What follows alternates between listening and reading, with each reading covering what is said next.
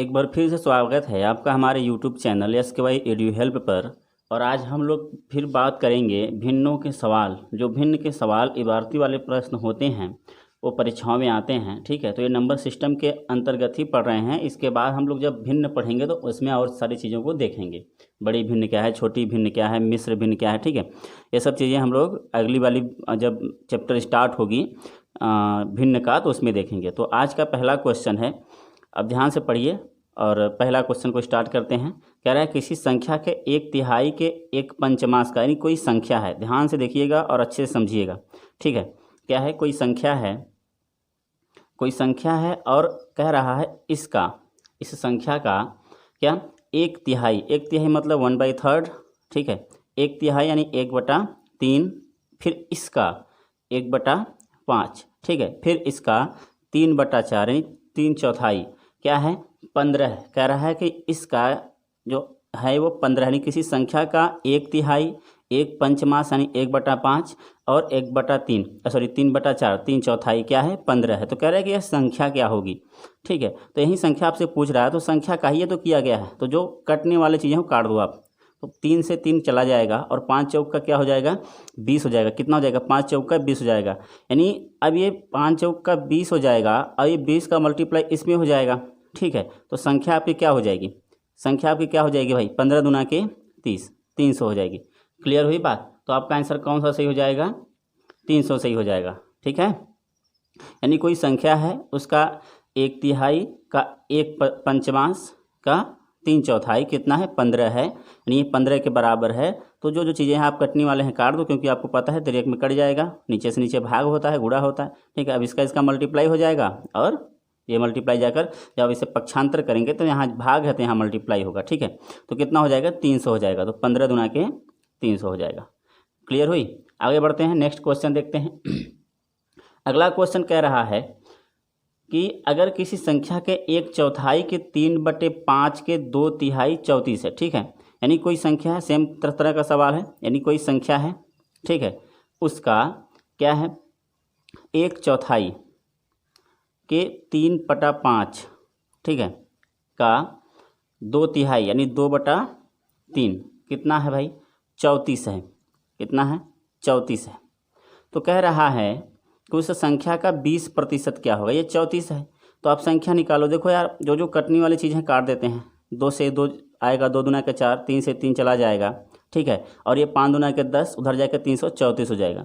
तो संख्या जो आपकी आ गई वह कितना आ गई 34 गुणा के 5 दूना के 10, यानी कितना हो जाएगा 340। अब कह रहा है कि इसका 20% कितना होगा। तो 20% ऐसे लिखते हैं, यानी 20% का फ्रैक्शन होता है 1/5, 20 पंजे 100, 5 से इसे काट देंगे तो 5 छक्का 30 और 5 अट्ठा 40, कितना हो जाएगा 68 हो जाएगा। बात समझ में आई। 20% 20/100 हल करेंगे तो 340 का 68 आ जाएगा। क्लियर हुआ। आगे बढ़ें, अगला क्वेश्चन देखते हैं। नेक्स्ट क्वेश्चन कह रहा है कि यदि किसी संख्या का आधा, ठीक है, कोई संख्या है, लो जी कोई संख्या है, इसका आधा, ठीक है, फिर तिहाई, ठीक है, फिर तिहाई 1/3 तथा चौथाई भागों का योग, ठीक है। कोई संख्या के ये योग है। कह रहा है कि यदि किसी संख्या का आधा, तिहाई तथा चौथाई भागों का योग संख्या से 4 बढ़ जाता है, यानी आधा प्लस तिहाई 1/3 प्लस 1/4। कह रहे हैं कि कोई संख्या है, संख्या का है तो कोई संख्या आप ले सकते हो, x ले सकते हो, a ले सकते हो, b लिख सकते हो, कोई बात नहीं है। आप उससे भी कर सकते हो, ऐसे भी कर सकते हो। तो 1/2, 1/3, 1/4 का योग, तो यानी टोटल योग करेंगे तो कितना हो जाएगा 3, 2, 4 का एलसीएम हो जाएगा 12, ठीक है। और ये 2 छक्के 12 यानी क्या हो जाएगा यहाँ पर 6 हो जाएगा, ठीक है। और यहाँ पर 4 हो जाएगा और यहाँ पर 4 3 12, ठीक है। होगा 6 4 10 3 13। क्लियर हुआ, ठीक है। तो 13 हो जाएगा। यानी अगर आप इस 12 को 2 से काटोगे तो 6 आएगा, 3 से काटोगे तो 4 आएगा, 4 से काटोगे तो 3 आएगा। तो कितने हो जाएगा ऊपर 13 हो जाएगा। आप ये देख रहे हो कि ये कितना ज़्यादा है। यानी जो 13/12 आपका आया है, जो नीचे वाला होता है यानी जो हर में होता है वह क्या होता है मूल संख्या होती है। मूल संख्या से ऊपर वाली एक बढ़ गई है, एक नहीं, सवाल में कितना दे रखा है 4 बढ़ जाती है। तो 1 की वैल्यू कितनी आ जाएगी 4 आ जाएगी। जब 1 की वैल्यू 4 आ जाएगी तो आपकी मूल संख्या भी कितना हो जाएगा 4 गुणा हो जाएगा। तो 12 चौका 48। जो आपकी मूल संख्या थी वो कितनी थी? 48 थी। ठीक है, बात समझ में आ रही है ना? क्लियर हुआ? अगर नहीं समझ में आया तो इसको आप फिर से रिपीट करके देख लीजिए।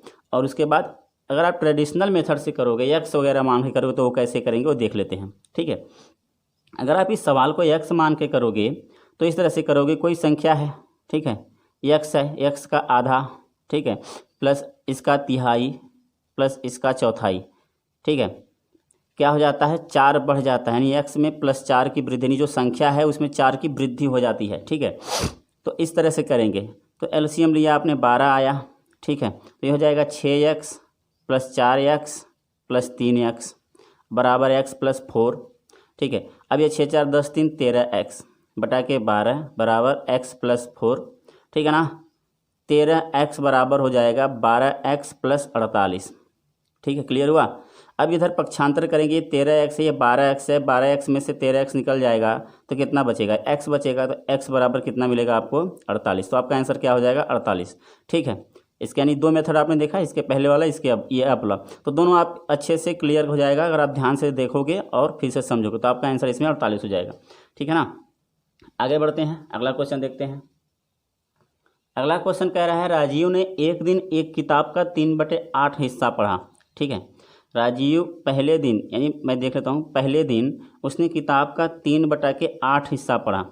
दूसरे दिन कह रहा है, दूसरे दिन बाकी किताब का 4/5, यानी जो 3/8 पढ़ने के बाद जो बच गया उसका उसने पढ़ा कितना? 4/5। ठीक है, और तीसरे दिन क्या हुआ? तीसरे दिन हुआ कि उसके पास 30 पृष्ठ बच गए हैं ना, यानी अगले दिन जब वो पढ़ने के लिए, यानी तीसरे दिन अगर वो पढ़ेगा तो सिर्फ कितना पृष्ठ पढ़ेगा? 30 पृष्ठ पढ़ेगा। तो बताएं किताब में कुल कितने पृष्ठ हैं? तो इसको देख लेते हैं। अभी आप देखो, यहाँ याद रखियो कि ये बाकी का है। ठीक है, कितने का है? ये बाकी वाला है, यानी बाकी का इसने 4/5 पढ़ा है। ठीक है, तो सबसे पहले काम करते हैं, 8 और 5 का एलसीएम ले लेते हैं। ठीक है, यहाँ पर लिख लेता हूँ, एलसीएम लोगे आप किसका? एलसीएम लोगे 8 और 5 का, तो कितना हो जाएगा? 40 हो जाएगा। ठीक है, एलसीएम 40 हो जाएगा 8 और 5 का। तो आपने देखो, अगर इसमें 40 से मल्टीप्लाई करवाते हो, ठीक है, तो 8 × 5 = 40 और 5 नहीं, कितना हो जाएगा? 15। यानी उसने पहले दिन 15 पन्ने पढ़े थे। अब 40 में से 15 निकल गया तो कितना बच गया? 25 बच गया ना, बाकी था, शेष था। तो बाकी कितना हुआ? इसमें 15 पढ़ लिया तो बाकी कितना हो गया? ठीक है, 25 बाकी हो गया। ठीक है, ये हम लोग निकाल रहे हैं अपने से, तो 25 बाकी हो गया। तो अगर 25 का आप 4/5 निकालोगे, ठीक है, तो 5 × 5 = 25, 5 × 4 = 20। उसने कितना पन्ना पढ़ा? 20 पन्ना पढ़ा। ठीक है, तो यानी पहले दिन 15 पन्ना पढ़ा, दूसरे दिन 20 पृष्ठ पढ़े, तो 15 और 20 कितना हो गया? अगर आप इसे ऐड करोगे तो ये 35 हो जाएगा। और टोटल थे कितना? 40 था, तो बच कितना गया? 5 बच गया। ठीक है, 5 बच गया ना, तो टोटल कितना हो गया? 40 हो गया। ठीक है, देख लो आप, 5 बच गया। ये 5 नहीं बचा था, कितना बचा था? 30 बचा था। कै गुणा? 6 गुणा हो रहा है। तो ये भी पूरा है, टोटल बुक है, टोटल पृष्ठ है, तो ये भी कै गुणा हो जाएगा? 6 गुणा हो जाएगा। तो कितना पृष्ठ हो जाएगा? 240 पृष्ठ हो जाएगा। ठीक है, क्लियर हुआ ये बात? कितना पृष्ठ हो जाएगा? 240 पृष्ठ हो जाएगा। समझ में आ रही ना भाई?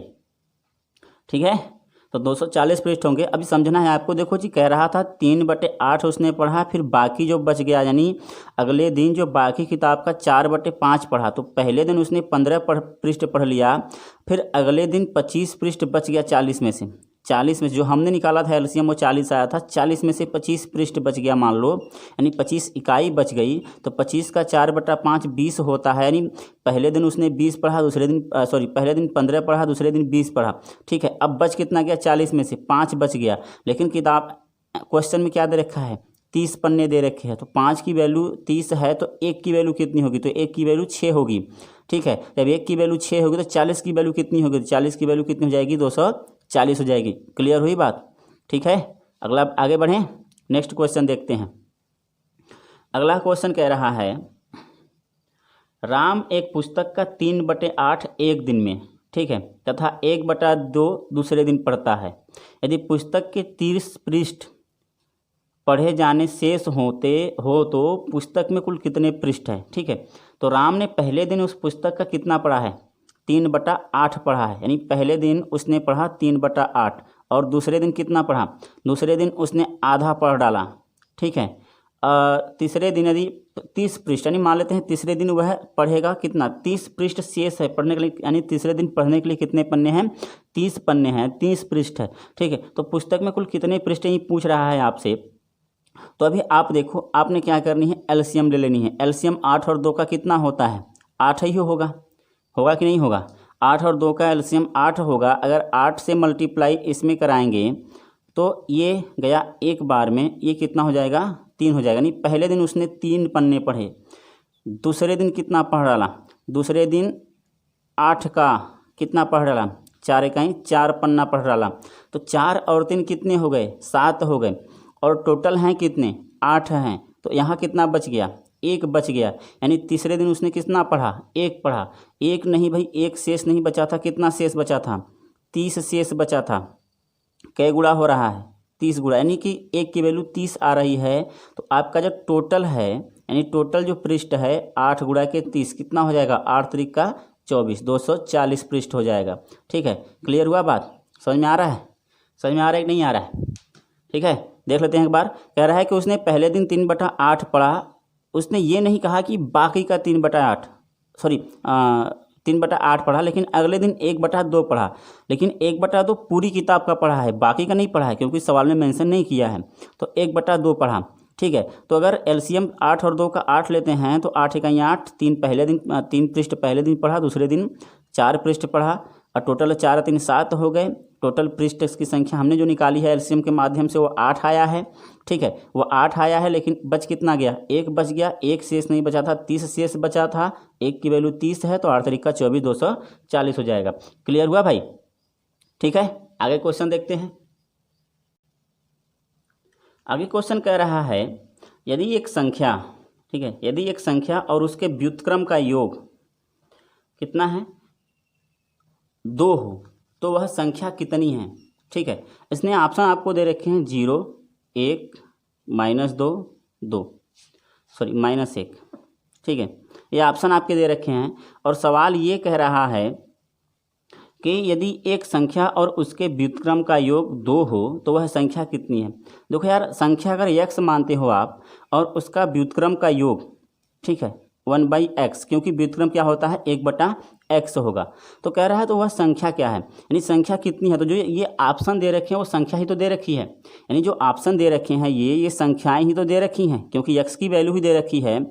और ये कितना आ रहा है, 2 आ रहा है। तो x के स्थान पर इन चारों में से मैं क्या रखूं कि 2 आ जाए, ठीक है। अगर 0 रखूँ तो ये पूरा 0 हो जाएगा, 0 + 1 यानी 1 आएगा, सॉरी, ठीक है, सॉरी 0, ठीक है। अब ये 1 रखते हो, देख लेते हैं। अगर 1 रखते हैं तो 1/1, यानी ये 1 की इसकी वैल्यू 1 होगी, तो 1 बराबर कितना हो जाएगा, 1 + 1 बराबर 2 हो जाएगा। -1 रखते हैं, -1 रखेंगे तो -1 ना प्लस -1/1, ठीक है। ये माइनस देख लो आप, माइनस में आ जाएगा, ठीक है। 2 रखेंगे, ठीक है, तो 2 + 2/2 1/2, ठीक है, 1/2, 2 दूना के 4, 1 5/2 हो जाएगा, 2.5 आएगा। तो कोई फायदा है नहीं है, यानी 2 नहीं आ रहा। तो आपका आंसर किस से आ रहा है, 1 से आ रहा है, यानी तो आपका आंसर क्या हो जाएगा, 1 हो जाएगा, ठीक है। x के स्थान पे आप क्या रखोगे, 1 रखोगे। 1 + 1/1 बराबर 2 हो जाएगा। देख लो आप, 1 से 1 गया, 1 + 1 बराबर कितना, 2। तो आपका आंसर क्या हो जाएगा, 1 हो जाएगा, ठीक है। संख्या का व्युत्क्रम मतलब उसका उल्टा 1/x, ठीक है। अगला क्वेश्चन देखते हैं। अगला क्वेश्चन है, एक धनात्मक संख्या से 4 कम करने पर वह उसके व्युत्क्रम की 21 गुनी के बराबर हो जाती है, ठीक है। अगर कोई संख्या x है, ठीक है, x है, उसमें से अगर आप 4 कम कर देते हो ना, कोई संख्या x है तो उसमें से अगर आप 4 कम कर देते हो और उसका जो व्युत्क्रम होता है 1/x होगा का 21 गुना के बराबर है, ठीक है। किसके बराबर है, 21 गुना के बराबर है। तो आपके ऑप्शन क्या क्या दे रखे हैं, आपके ऑप्शन दे रखे हैं 3, 7, 5, 9। अभी आप देखो कि ये ऑप्शन दे रखे हैं आपके पास, और कह रहा है कि x, अब आपने जो सवाल कहा आपने उस तरह से लिख दिया कि मान लेते हैं संख्या मेरी x है, x में से अगर मैं 4 कम करता हूं तो वह अपने व्युत्क्रम का 21 गुना के बराबर हो जाता है। तो वह संख्या पूछ रहा है, यानी ये सारी संख्याएं ही दे रखी हैं, यानी इन्हीं में से कोई एक मेरा आंसर होगा, ठीक है। यही संख्याएं तो दे रखी हैं, तो x की वैल्यू यही दे रखी है, तो x की वैल्यू ले लेते हैं। तो x की वैल्यू कोई भी, अगर मान लीजिए हम पहला रखते हैं, ठीक है, अगर x मान लेते हैं कि 3 के बराबर है, तो 3 में से 4 गया, देख लो यार माइनस हो जाएगा, ये तो पहले ही कट गया, ये नहीं होने वाला। 7 रखते हैं, तो 7 में से 4 गया बराबर 1/7 गुणा के 21। 7 में से 4 गया 3 और 7 त्रिक 21, यानी 3 बराबर 3 के हो गया, ठीक है। तो यानी आपका आंसर कौन सा सही होना चाहिए? 7 होना चाहिए। और देख लेते हैं रख कर, अगर 5 रखते हो यार, तो 5 में से 1 निकालोगे आप और 1/5 गुणा के 21 करोगे, क्या ये कटेगा? कभी नहीं कटने वाला। 5 आपका क्या हो जाएगा? गलत हो जाएगा। 9 रख के देखते हैं, 9 में से 4 गया बराबर 1/9 गुणा के 21, ठीक है। तो 9 में से 4 गया 5, ये कभी आएगा 5 इसके बराबर? नहीं आएगा, तो ये भी आपका नहीं होगा। तो आपका आंसर कौन सही हो जाएगा? 7 सही हो जाएगा। क्लियर हुआ? तो आपका आंसर 7 सही होगा। देख लो आप, आगे बढ़ते हैं, ठीक है। नेक्स्ट क्वेश्चन देखते हैं। आप ना एकदम देखो, आसानी से चीज़ों को करो, ठीक है।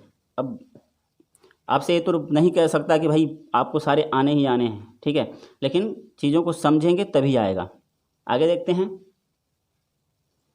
कह रहा है एक संख्या अपने व्युत्क्रमानुपाती के 58 गुना से 3/4 बड़ी है।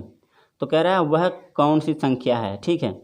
तो जो कोई संख्या है, मान लेते हैं संख्या x है, वह अपने व्युत्क्रमानुपाती के 58 गुना से, यानी जो इसका व्युत्क्रमानुपाती होगा 1/x होगा, इसके 58 गुना से, ठीक है, 3/4 बड़ी है, यानी ये 3/4 बड़ी है। 4 बड़ी है कि मतलब कि इन दोनों का अंतर दिया है, यानी कम है, यानी माइनस कर देते हैं। तो माइनस करेंगे तो कितने के बराबर हो जाएगा? 3/4 के बराबर हो जाएगा, ठीक है। यानी कोई संख्या x है और उसका व्युत्क्रमानुपाती का 58 गुना 3/4 के बराबर है, यही तो कह रहा है, ठीक है।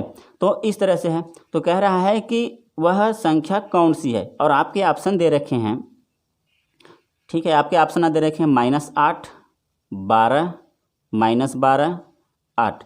देखो जी, पहले तो माइनस वालों को हम हल नहीं करेंगे, ठीक है। पहले प्लस वालों को हल करके देख लेते हैं।